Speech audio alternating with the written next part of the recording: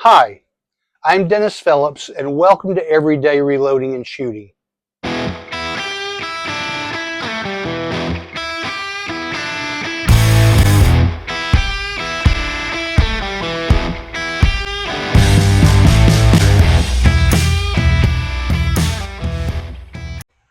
Alright, welcome back to the channel.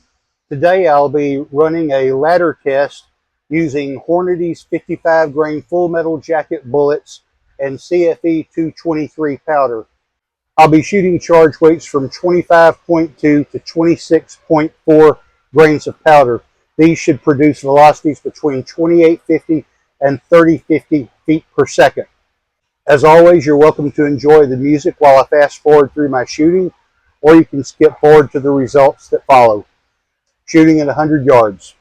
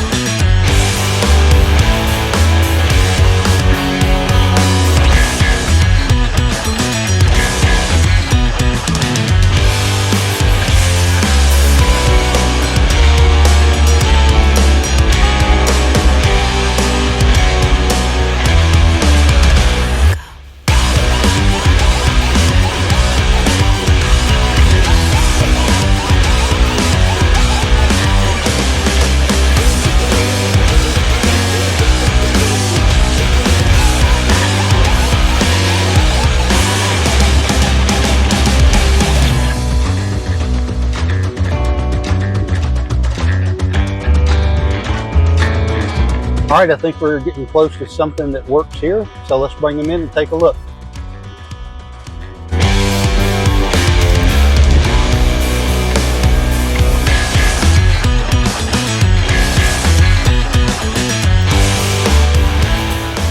All right, so this was my barrel fouling group. I shot here, here, and here, and then I adjusted the scope 2 clicks to the left and shot here and here. And I did the rest of my shooting at that setting. So it looks like we've got a pretty tight group here at 25.5 and another really tight group here at 26.1. I suspect those two will be my tightest, and I think probably the 26.1 will have the tightest mean radius. So this was my 8th shot here on the last group. That was a flyer over here. And the first group was a little scattered. Seems like the rifle is favoring a heavier charge weight. So this 26.1 looks pretty good. So I may come back to that and focus maybe 2/10 on either side of that, going up and down on the scale. But anyway, we will take these home, measure them, and share the results. All right, so here are my results from the range today. Shooting a Tikka 23X 223, and I'm using 5 times fired mixed brass, all sorted by weight. I'm using Federal 205 primers. I'm shooting a Hornady 55 grain full metal jacket. These are all set to 2.20 overall length. I'm shooting CFE 223 powder, and I'm shooting at 100 yards. I have charge weights ranging from 25.2 grains to 26.4 grains. And I do believe I found a sweet spot here at the 26.1 grains. And I'm going to develop around this a little bit further, maybe go a little bit lower and a little bit higher, and see how those perform with this same round. But let's just take these one at a time. This was my fouling group. I shot these 3 shots first, and after seeing that they were stringing somewhat to the right, I adjusted the scope 2 clicks to the left, and then I fired these 2 shots, and they were just left of center and just right of center, so I decided to go with that.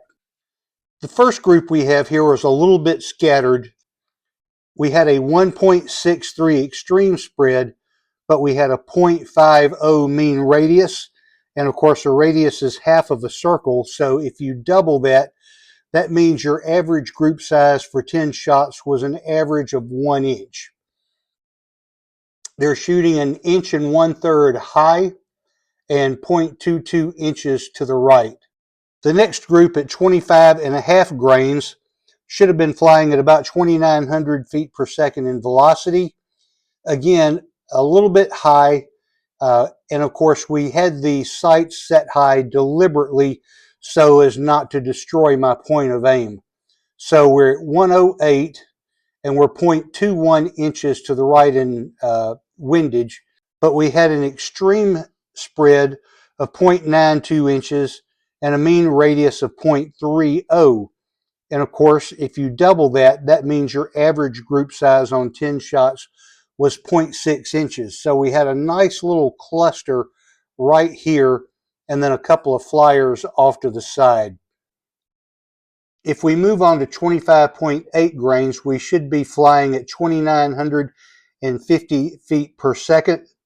We had an extreme spread of 1.25 inches and a mean radius of 0.83.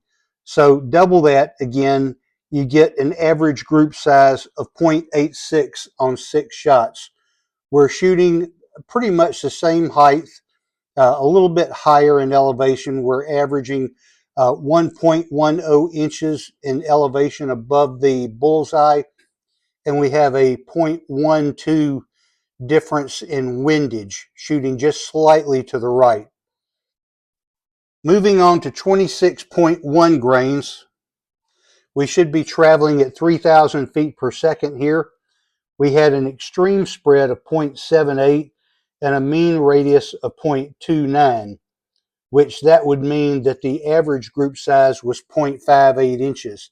So we had a really tight cluster here, a really tight grouping. I mean, 10 shots at 0.78 inches. You always expect your groups to open up the more shots you shoot. So that would be good for a 5-shot group, but I think that's exceptional on a 10-shot group. So this is definitely a load that I want to develop right here at 26.1 grains. And again, we'll work a little bit above and a little bit below that to see if we can zero in on a really good load there. And then at 26.4 grains, we're flying at 3,050 feet per second. The group started to open up. We had 2 flyers. This was my 8th shot here, and I'm not sure when that was. That might have been the 9th or 10th shot, but this was my 8th shot. But if you take those 2 out, you've got a really tight cluster right here. But our extreme spread was 1.51, but our mean radius was 0.40. And this is a good illustration of why measuring by mean radius is important, because if you're measuring by extreme spread, you've got 1.5 inches or 1.51 from here to here.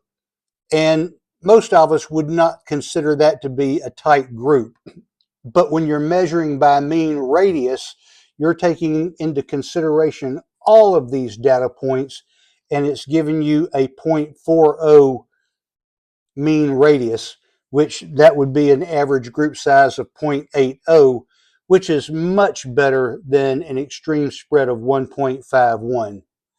So again, I'm going to develop around this 26.1. I think that's a really good load there. So I'm going to continue to shoot that and see if I can zero in on a better load there. I hope you find this information helpful. I hope you will like and subscribe, and thanks for watching.